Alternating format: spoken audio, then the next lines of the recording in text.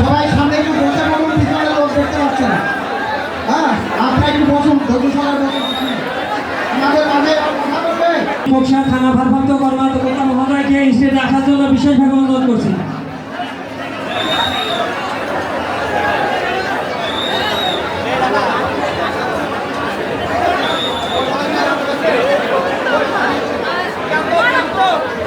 এবার আমাদের মাঝে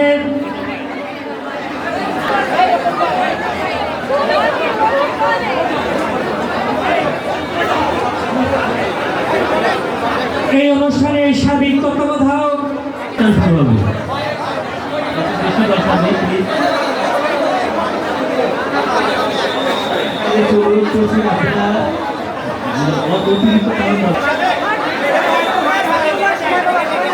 বিসমুল্লাহির রহমানির রহিম।